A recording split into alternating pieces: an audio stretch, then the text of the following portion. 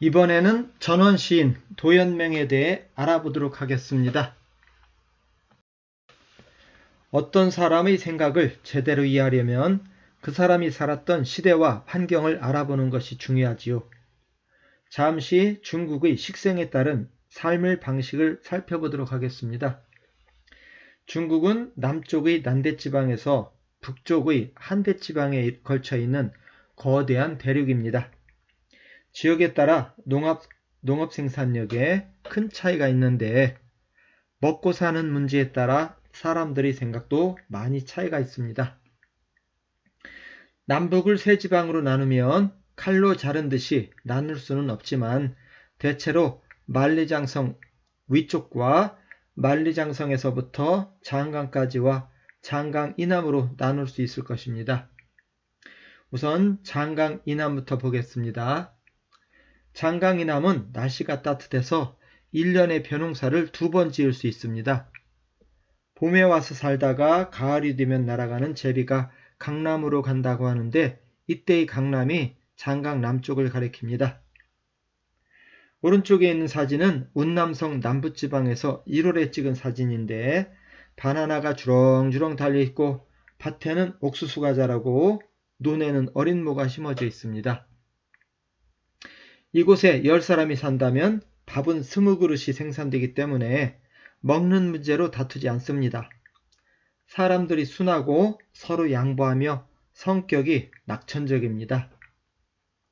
이곳에는 리더가 없어도 각자가 자기 일을 하며 잘 살아갑니다. 이곳에서 생겨난 사상이 노자와 장자의 노장사상, 다른 말로 도가사상입니다. 도가사상의 핵심은 무위자연인데 사람들이 간섭하지 않아도 알아서 잘 사니 국가나 관리도 필요 없다고 주장합니다. 두 번째로 장강에서 만리장성까지 구간은 여름에 벼를 한 번 재배하고 겨울에 보리나 밀을 한 번 더 재배할 수 있습니다.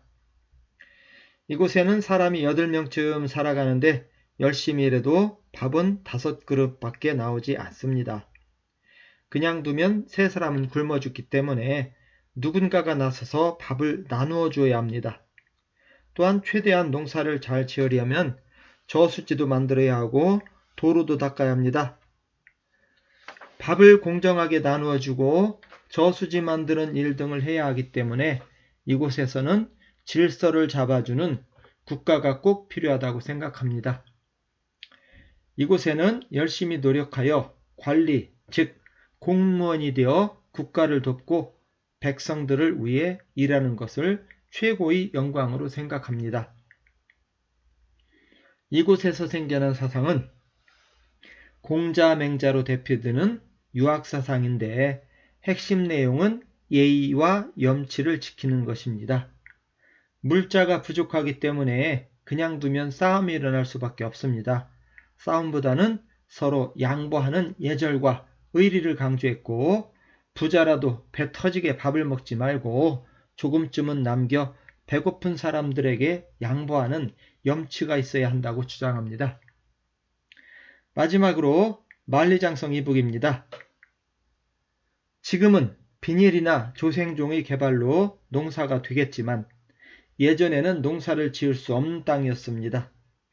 춥기 때문에 곡식을 심어도 곡식이 자라서 익기 전에 서리가 내려 수확을 할 수가 없습니다.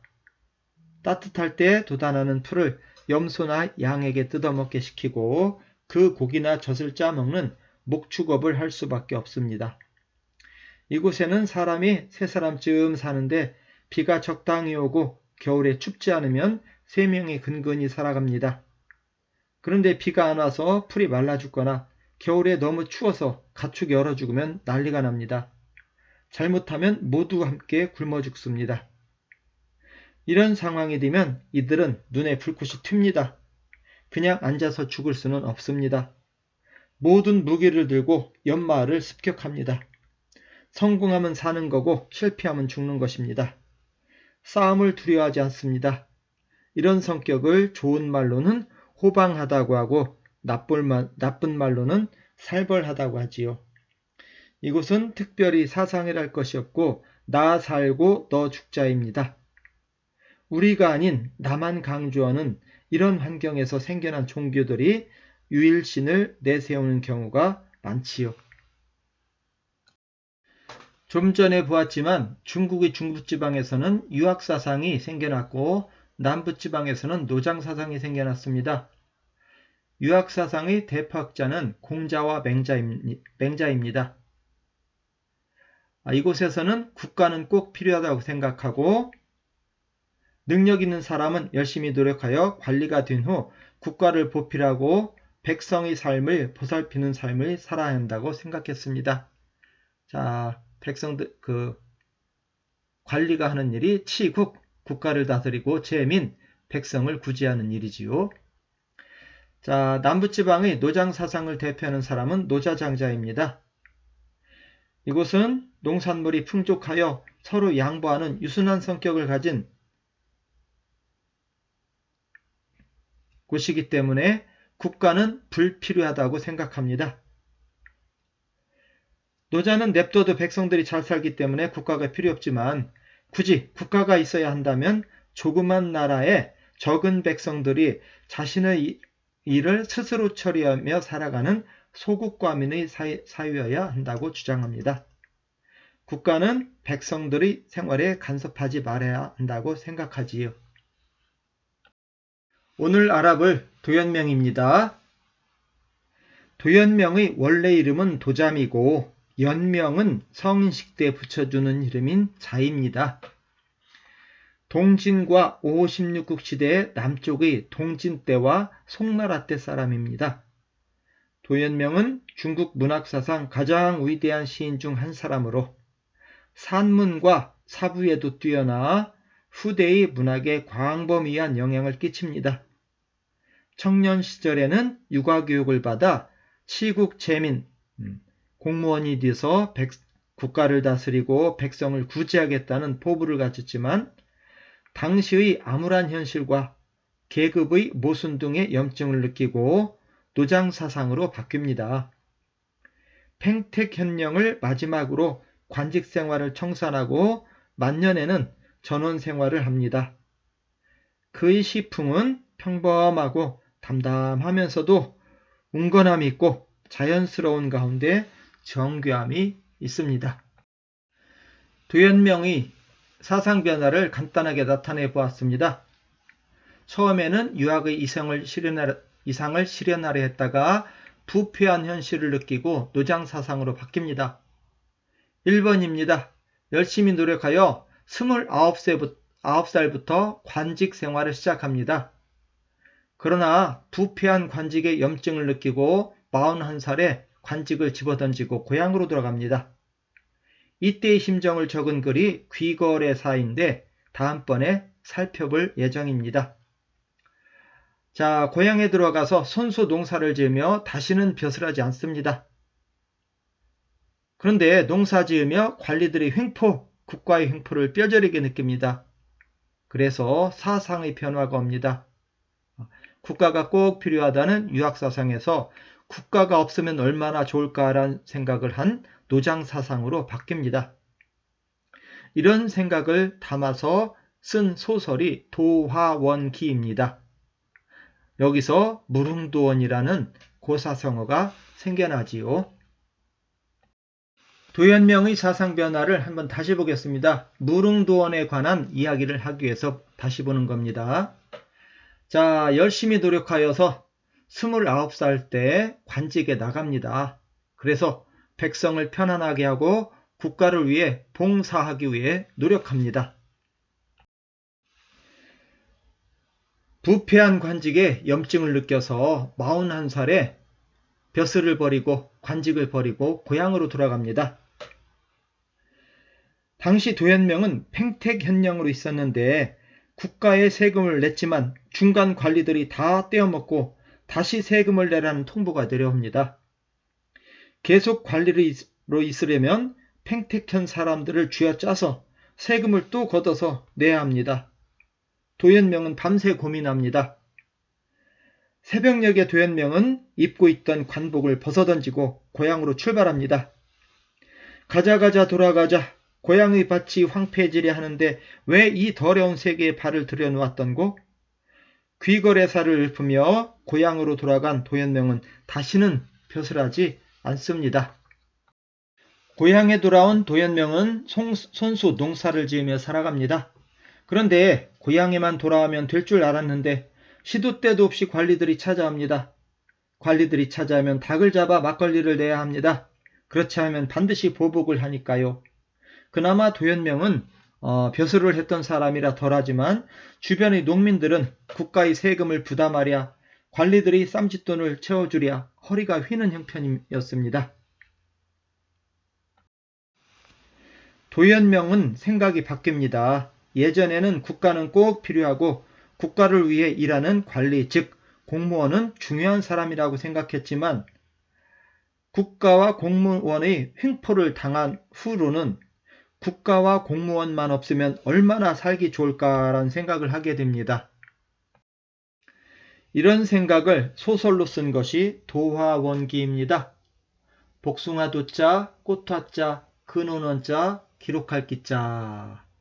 복숭아꽃이 떠내려오는 근원에 대한 기록. 여기서 무릉도원이란 고사성어가 나오게 됩니다. 내용을 간단하게 보면요. 도연명에 살았던 동진 때에 한 어부가 살았었습니다. 하루는 배를 저어가다가 복숭아꽃이 만발한 계곡에 도착하였습니다. 이상하다고 생각하여 꽃을 따라 계속 올라가다 산이 앞을 가로막는데 그 산 아래에 있는 동굴에서 강물이 흘러나오고 있었습니다.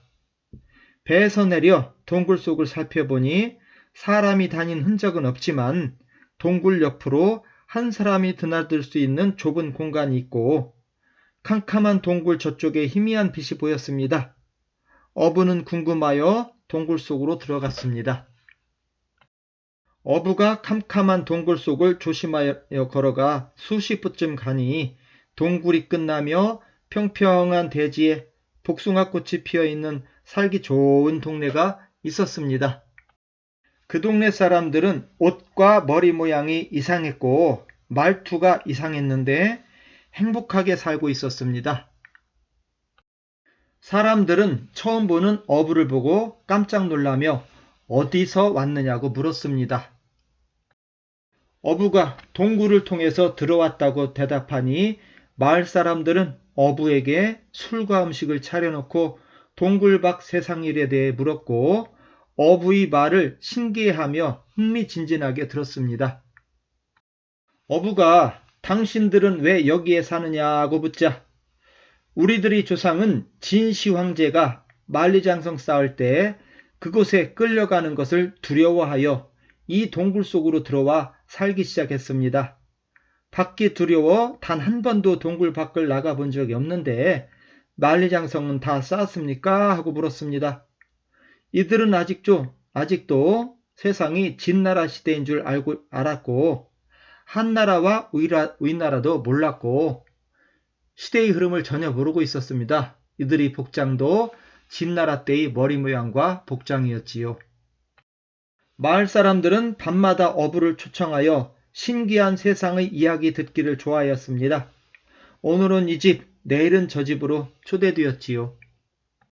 며칠이 지난 후 어부가 집으로 돌아가고자 하니 사람들은 밖에 나가신 후 이곳의 이야기를 절대 하시지 말아 주십시오라며 신신당부했고 어부는 그 약속을 지키겠다고 다짐합니다. 그러나 동굴 밖으로 나온 어부는 마음이 변하여 집으로 오면서 곳곳에 표시를 해두었습니다. 읍에 이르자 태수를 찾아 그대로 보고를 했고 태수는 즉시 사람을 파견하여 어부가 표시한 곳을 찾아가게 했으나 안개가 짙어 길을 잃고 끝내 도화원으로 통하는 길을 찾지 못했습니다. 그 뒤로도 많은 사람들이 찾아 나섰지만 다시는 그곳을 찾을 수 없었습니다. 이상 도연명이 쓴 도화원기란 소설의 내용을 살펴봤습니다. 이 사람들이 사는 동네가 무릉이라 무릉지방의 복숭아꽃이 떠내려는 근원이란 뜻에서 무릉도원이란 말이 생겨났지요. 무릉도원은 어떤 곳이지요? 첫째, 동굴 속은 국가의 권력이 미치지 않는 곳입니다. 이곳 사람들은 과도한 세금을 낼 필요도 없고 군대에 끌려가 죽을 필요도 없습니다. 둘째, 이곳에는 사람들에게 이것저것 요구하는 관리도 없는 곳입니다. 그런데 행복하게 살고 있지요?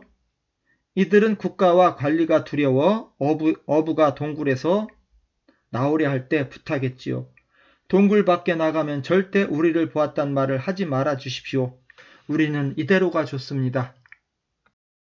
이 소설이 발표된 후 국가와 관리들의 횡포에 지친 사람들은 실제로 무릉도원이 있는 줄 알고 너도 나도 짐을 싸서 무릉도원을 찾아 나섰다고 합니다. 도화원기는 훗날 그림과 문학작품 등의 예술에 지대한 영향을 끼칩니다. 또한 국가의 횡포와 다른 사람들의 간섭을 피해 자신들만의 무릉도원을 건설하려는 사람들도 생겨나게 되었고요. 도연명의 전원시는 전원 생활을 일반인들이 일상생활에서 널리 쓰는 쉽고 익숙한 문자를 사용하여 매우 진솔하게 표현하였는데 이런 시풍은 후세 사람들에게 지대한 영향을 미치게 됩니다. 도연명의 시는 모두가 주옥같은 시인데 여기에서 한 10수 이상 볼 예정입니다. 이상으로 도연명에 대해 알아보았습니다.